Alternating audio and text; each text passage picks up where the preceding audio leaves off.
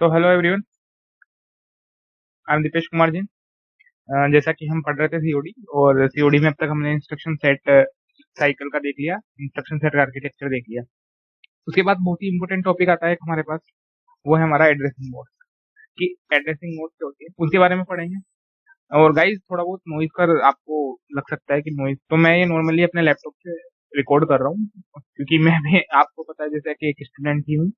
तो मेरे daily work के साथ साथ मैं सोच रहा हूँ कि ये नॉलेज वो मैं डिस्ट्रीब्यूट करूँ, ताकि सबके पास प्रोवाइड हो ये नॉलेज। क्योंकि कॉलेजेस एग्जाम चलते रहते हैं, because of many of students are only focused on their skills and etcetera etcetera, that's why. So today we start. तो हम पहले इसको स्लाइड शो कर लेते हैं। ओके,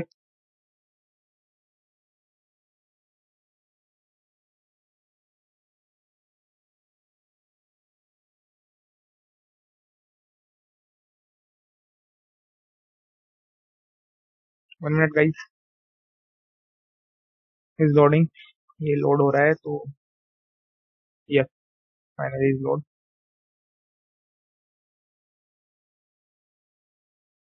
ओके, तो एड्रेसिंग मोड्स क्या होती है कि हमारी जो कंप्यूटर ऑर्गेनाइजेशन एंड डिजाइन जो हम चैप्टर पढ़ रहे हैं, या जो इस सब्जेक्ट के बारे में पढ़, तो हमने देखा कि एक हमारे पास ऑपकोड मोड होता है, एक हमारे पास ओपरेंड मोड होता है। ओपरेंड मोड में हम इंस्ट्रक्शन का एड्रेस फाइंड करते हैं। जो हमारे पास इंस्ट्रक्शन सेट आर्किटेक्चर के अंदर जो इंस्ट्रक्शन फील्ड है, उस इंस्ट्रक्शन फील्ड को हम कैसे स्पेसिफाई कर सकते हैं, और उस स्पेसिफाई में उस एड्रेस को हम कैसे चेंज कर सकते हैं। लेकिन एड्रेस को आप मॉडिफाई कब करोगे, जब वह एक्चुअली एग्जीक्यूट होने जा रही है, उससे पहले आप अपने एड्रेस को कैसे मॉडिफाई कर सकते हो। तो ये हमारे एड्रेसिंग मोड के अंदर पड़ता है। तो मैं एक जनरल डेफिनेशन बताऊं। एक डेफिनेशन आपके सामने ये है: the term addressing mode refers to the way in which of the operand of an instruction is specified. The addressing mode specifies a rule for interpreting or modifying the address field of the instruction before the operand is actually executed. That means कि जब आपका operand execute हो रहा है, उसके पहले उसमें कुछ मॉडिफिकेशन करना है, तो आप एड्रेसिंग मोड्स के थ्रू ही कर सकते हो। तो जनरल वे में मैं अगर डेफिनेशन बोलूं, तो the different ways of specifying the location of an operand is an instruction are called as addressing. कि हमारा एक इंस्ट्रक्शन है, उसमें हम हमारे जो एड्रेसिंग फील्ड है उसको कैसे मॉडिफाई कर रहे हैं, या कैसे हम उसकी लोकेशन को बता रहे हैं, ऑपरेंड की लोकेशन को कैसे स्पेसिफाई कर रहे हैं, ये हमारा एड्रेसिंग मोड होता है। हम डिफरेंट डिफरेंट एड्रेसिंग मोड्स के बारे में पढ़ेंगे, उनके अलग अलग टाइप्स होते हैं, वो कैसे वर्क कर रहे हैं रियल में, उनके बारे में देखेंगे। ओके, तो सो टेक, हम नेक्स्ट स्लाइड पे चलते हैं। Yes, the type of addressing. Type of addressing modes में हम 12 देखते हैं जनरली। हमारे पास जो एड मैक्स टू मैक्स जो लेके चले ट्राई टारगेट, तो हमारे पास 12 है almost. Implied implicit addressing mode, stack addressing mode, immediate addressing mode, direct addressing mode, indirect addressing mode, and फिर है register direct addressing mode and register indirect addressing mode, relative addressing modes, indexed addressing mode and best register addressing mode and auto increment addressing mode, auto decrement addressing mode। हम इनके बारे में एक एक पढ़ेंगे, एक एक का सिनेरियो देखेंगे, एक एक के पीछे प्रोसीजर क्या हो रहा है वो देखेंगे। हाँ, मैं भी हो सकता है कि एक आपको चीजें एक दूसरे से रिलेटेड लगे, लाइक दैट कि मैं डायरेक्ट पढ़ाऊं तो आपको लगे कि यार डायरेक्ट, जब रजिस्टर डायरेक्ट पढ़ोगे कि उसमें भी वही चीज हो रही है, पर वह डिफरेंट एक चीज, कुछ पैरामीटर, कुछ अलग चीज आ रही है, जिससे वो डिफरेंट है। लेकिन चीजें पढ़नी है, चीजें होती है एक्चुअल में, डेवलप हुई है, तो आपको पढ़नी पड़ेगी। दैट्स वाई 12 तरीके के हम अलग अलग देखेंगे। तो चलते हैं हम। ओके, तो नेक्स्ट स्लाइड पे चलते हैं। तो implied addressing mode. Implied addressing mode में क्या होता है, आपको सामने इसकी डेफिनेशन दिख रही होगी। द डेफिनेशन, पर मिनट,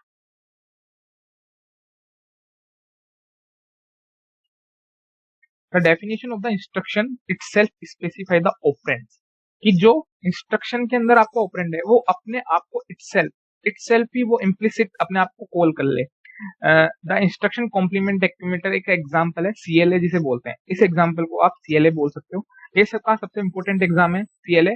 एक सीआरसी भी इसका एग्जांपल होता है, इसको मैंने सीएलए दिया है एग्जांपल।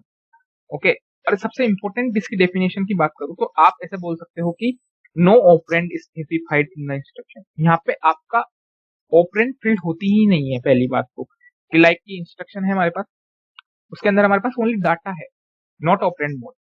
आपने पढ़ा होगा कि एक ऑपरेंड होता है और एक हमारा ऑपकोड होता है, तो आपके पास ऑपरेंड फील्ड ही नहीं होती है यहाँ पे। First no operand is specified in the instruction. ये इम्प्लाइड एड्रेसिंग मोड होता है।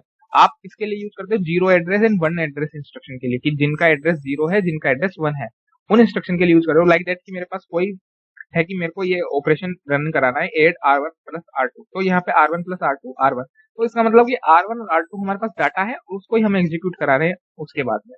इससे बेनिफिट क्या होगा आपको? इससे बेनिफिट क्या होता है? बेनिफिट क्या होता है कि इंस्ट्रक्शन का जो साइज है वो एट द लास्ट आपका छोटा हो जाएगा, कि इंस्ट्रक्शन का जो साइज है आपके पास वो आपके पास छोटा होके आ जाएगा। ओके, तो ये इसमें इम्प्लाइड इतना इंपॉर्टेंट भी नहीं है, पर इसमें हम नॉर्मली यही देखते हैं कि हमारे पास इंस्ट्रक्शन ऑपरेंड का स्पेसिफाइड इंस्ट्रक्शन होता ही नहीं है। ऑपरेंड इज इंस्ट्रक्शन, ये हमारी चीज होती ही नहीं है।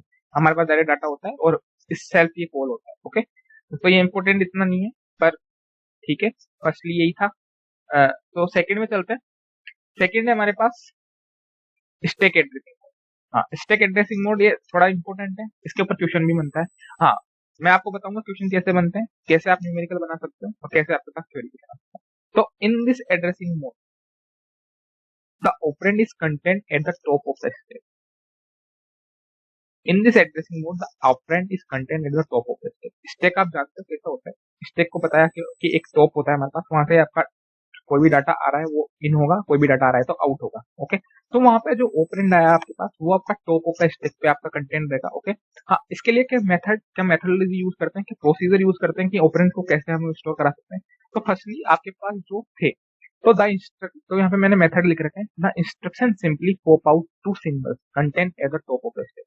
टॉप ऑफ द स्टैक पे आपके पास जो दो सिंबल्स हैं वो आप पॉप आउट करो। पॉप आउट का मतलब होता है, आपने डीएसए में पढ़ा होगा, डाटा स्ट्रक्चर एल्गोरिदम में इंपॉर्टेंट होता है स्टैक के अंदर ये पॉप एल्गोरिदम। तो हम डाटा को बाहर निकाल, दैट मीन्स कि हम टॉप ऑफ द स्टैक से डाटा को बाहर निकालना है। कितने डाटा को बाहर निकालना है? दो डाटा को बाहर निकालना है।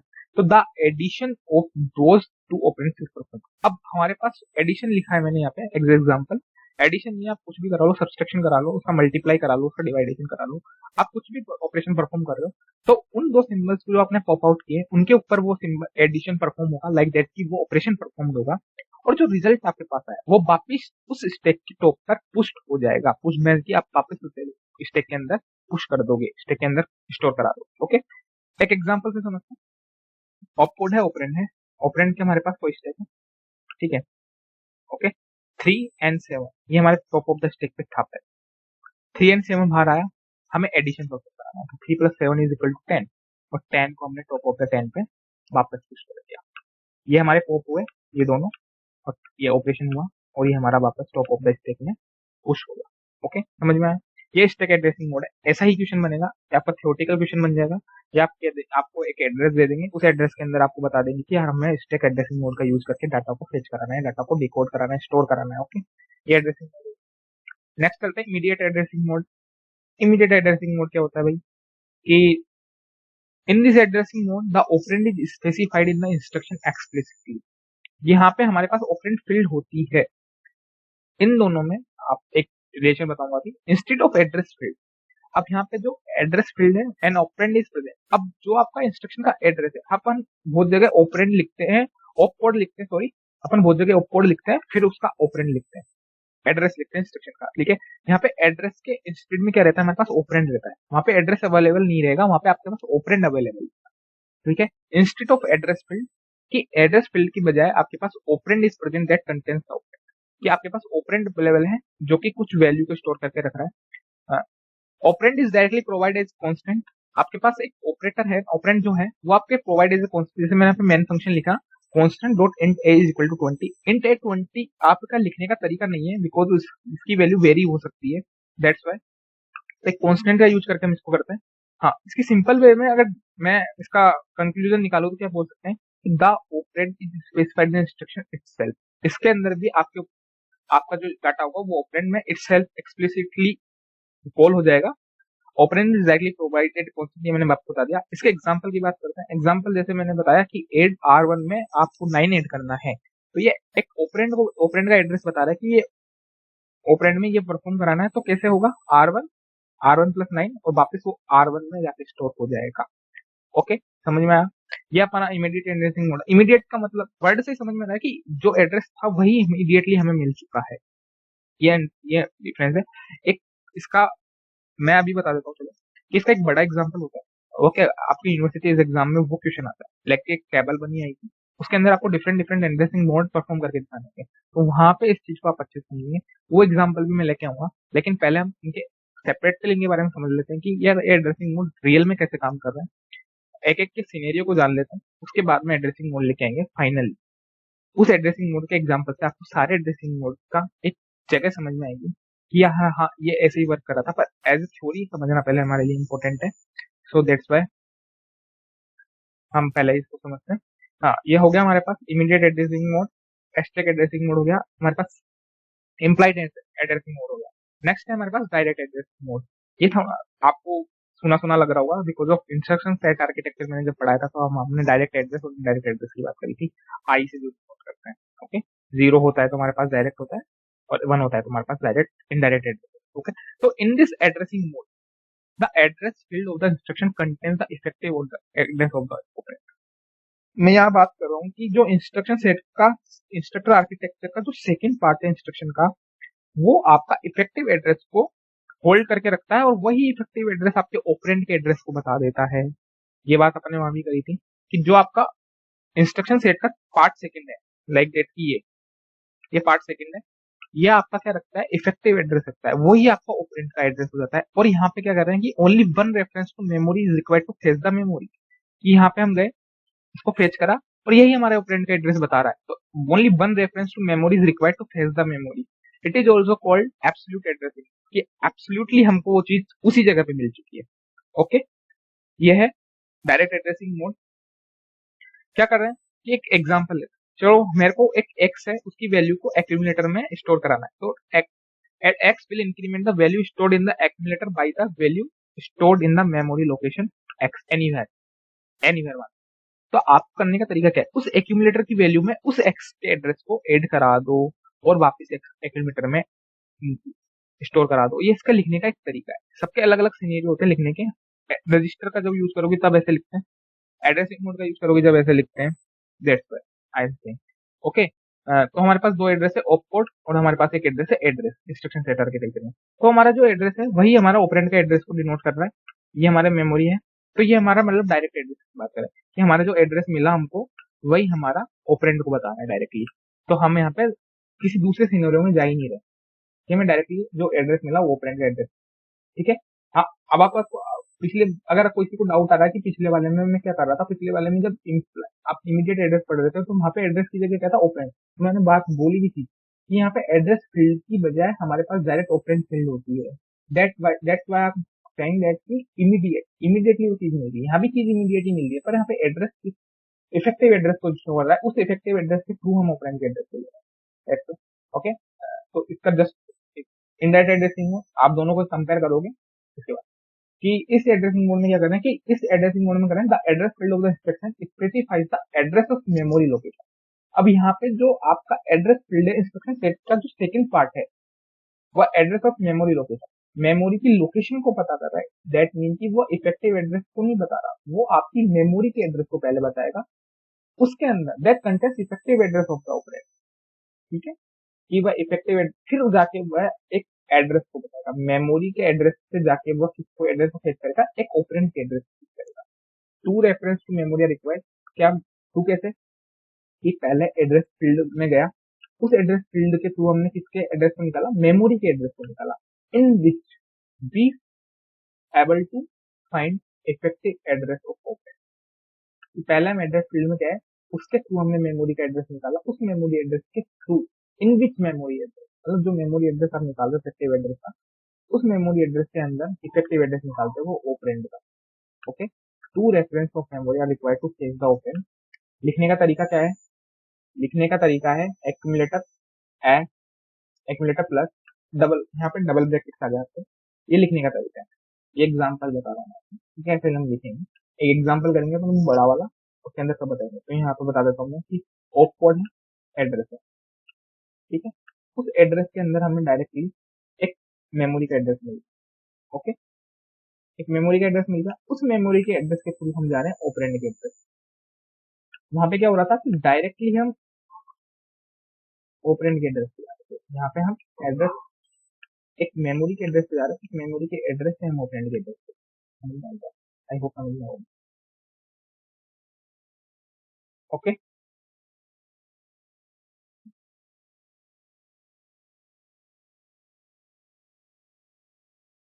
नेक्स्ट स्लाइड पे चलते हैं। Register indirect addressing mode. हम यहाँ पे register direct addressing mode slide में नहीं पढ़ेंगे, बिकॉज ऑफ रजिस्टर इनडायरेक्ट पढ़ेंगे हम, तो आपको रजिस्टर डायरेक्ट भी समझ में आएगा। ओके, तो इस फील्ड के अंदर क्या करते हैं कि इस एड्रेस फील्ड के अंदर instruction refers to a separate register that contains the effective address of the request। Okay, कि यहाँ पे हमारे पास एक रजिस्टर होता है, यहाँ पे अब हमारे पास ऑपरेंड की जगह क्या आ गया, ऑपरेंड का जो एड्रेस था उसकी जगह क्या आ गया, हमारे पास रजिस्टर का आ गया। हम यहाँ पे रजिस्टर के थ्रू ऑपरेंड के एड्रेस को फेच करते हैं। ओके, तो address field of instruction refers to a CPU register that contains the effective address of an operand. यहाँ पे भी हमें एक one reference to memory is required to fetch the memory.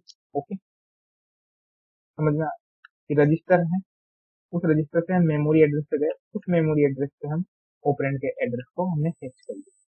अब लेकिन यहाँ पे नई चीज आ गई, register number, that's why it is different from indirect address.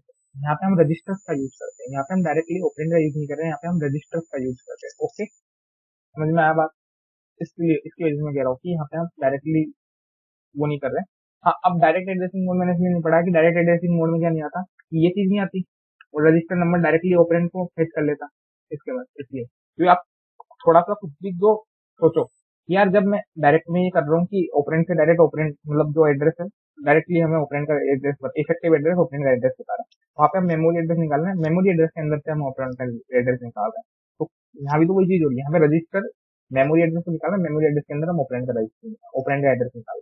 तो यार रजिस्टर नंबर डायरेक्टली ऑपरेंड का एड्रेस बता देगा तो वो डायरेक्ट हो जाएगा ना। Okay, doubt clear? तो यहाँ पे एक्यूमुलेटर प्लस एक्स की जगह यहाँ पे इस बार आ रहा है बिकॉज इसका रजिस्टर है। समझ में आया बात? ओके, हाँ, इस चीज को आप इफेक्टिव एड्रेस भी बोल सकते हैं, इस चीज को आप इफेक्टिव एड्रेस बोल सकते हैं, और कोई इशू नहीं है,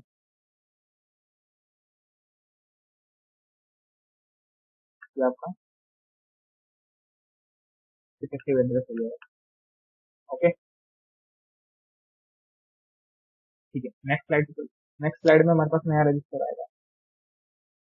हाँ, नया रजिस्टर है हमारे पास रिलेटिव एड्रेस, इंपॉर्टेंट है, बहुत इंपॉर्टेंट है, इसके ऊपर एक पर्टिकुलर क्वेश्चन पूछा जाता है अलग से। डायरेक्टली ये क्वेश्चन भी पूछा जा सकता है, अगर आपके अब तक के जितने भी रजिस्टर्स आपने पढ़े उन रजिस्टर के थ्रू तो आपका एक जो नॉर्मल कॉमन क्वेश्चन होता है उसके अंदर पूछेंगे, लेकिन इसका एक पर्टिकुलर क्वेश्चन भी पूछ सकते हैं। That's why I am saying that कि ये इंपॉर्टेंट है, तो इसे पढ़ो, तो इसको थोड़ा सा अच्छे से पढ़ते हैं। Effective address of operand is obtained by the adding the content of program counter. अब यहाँ पे दो डाउट आ सकते हैं कि प्रोग्राम काउंटर क्या होता है भैया, पहले तो ये बताओ। तो मैंने मेरे पिछले वीडियोस में भी बताया और इसमें भी बता रहा हूँ वापस कि प्रोग्राम काउंटर ऐसा रजिस्टर होता है जो कि जो ऑपरेशन नेक्स्ट नेक्स्ट जो ऑपरेशन है वो एग्जीक्यूट जो ऑपरेशन एग्जीक्यूट होने वाला है उसका एड्रेस कंटेन करके रखता है कि यार who is executed in the next, उसको कंटेन करके रखता है प्रोग्राम काउंटर। ये एक रजिस्टर होता है अब इसका एडिशन किसके साथ, address part of instruction, address part of instruction कौन सा होता है हमारा सेकंड पार्ट। ओके, तो प्रोग्राम काउंटर, तो इफेक्टिव एड्रेस यहाँ पे फॉर्मूला से चलता है कि content of program counter plus address part of instruction, उससे हम रिलेटिव एड्रेसिंग मोड निकालते हैं। इसके पर्टिकुलर इसका क्वेश्चन बनता है और हम देखेंगे भी सही कॉमन क्वेश्चन के अंदर कैसे बनता है। इसका अलग से क्वेश्चन भी बन सकता है, जैसे कि यहाँ पे ऑपकोड है, ये एड्रेस फील्ड है, ये प्रोग्राम काउंटर है आपका कि नेक्स्ट में कौन सा आपका ऑपरेशन एग्जीक्यूट होने वाला है, इसका एड्रेस जनरेट कंटेन करके रखते हैं। इन दोनों के बीच में एडिशन ऑपरेशन हुआ और हमारे पास लास्ट में फाइनली ऑपरेंड का एड्रेस फिक्स किया गया। चीज समझ में आ रहा है, सिनेरियो समझ में आ रहा है? ठीक है, हाँ भाई, ठीक है। एक एग्जांपल से समझ लेते हैं कि 25 हमारा एक एड्रेस है और 2050 हमारा एक क्या है, प्रोग्राम काउंटर बता रहा है। ओके, 2050 और 25 को जोड़ा तो 2050 आ गया। 191 एक एक्यूमुलेटर वैल्यू है, उस 191 एक्यूमुलेटर वैल्यू में आपको 275 स्टोर कराना है। हाँ, लिखने का तरीका कैसा दिया, समझ में आ रहा है? समझ में आ रहा है ये? तो मैंने बोला 25 प्लस 250, सॉरी 2050 है, जीरो लगा दिया 2075 कैसे ऐसे ही लिखा। इस ऐसी के अंदर ये परफॉर्म हुआ हमारा ऑपरेशन और हमने वापस इसको ऐसी के अंदर कंटेंट करा दिया जो कि हमारा रिसीव बता रहा है एक्यूमुलेटर में आपने इसको कैसे कंटेंट कराया चीज समझ में आई। ये हमारा रिलेटिव एड्रेसिंग मोड होता है। Okay, index register addressing index addressing mode भी सिंपल है कि यहाँ पे अब तीसरा पार्ट आ जाएगा आपके पास जो कि इंडेक्स रजिस्टर होता है। रजिस्टर तो है यहाँ पे भी लेकिन इंडेक्स रजिस्टर है, यहाँ पे भी एक फॉर्मूला यूज होता है। तो ये दोनों ही इंपॉर्टेंट है। मैं इसकी बात कर रहा था एक रिलेटिव एड्रेसिंग मोड की, ताकि effective address of operand is obtained by the adding of something index register with the address part of the instruction. ठीक है, तो ऐसा कुछ खास है नहीं, इफेक्टिव एड्रेस है content of index register plus address part of instruction. यहाँ देखो इंडेक्स रजिस्टर है, उससे हम ऐड करेंगे जिससे एड्रेस पार्ट से और ऑपरेंड को फेच कर ले और इससे ऑपरेंड की जो वैल्यू होगी उसको हम वापस एक्यूमुलेटर में स्टोर करा लेंगे। सिनेरियो समझ में आ गया कैसे काम करना है एड्रेसिंग मोड में कैसे होगा। ओके फाइन, यहाँ तक कोई डाउट नहीं। कोई डाउट होता है कमेंट सेक्शन में डाल सकते हैं, आई विल सॉल्व। सबसे इम्पोर्टेंट अब ये भी आता है ऑटो इंक्रीमेंट एड्रेसिंग मोड।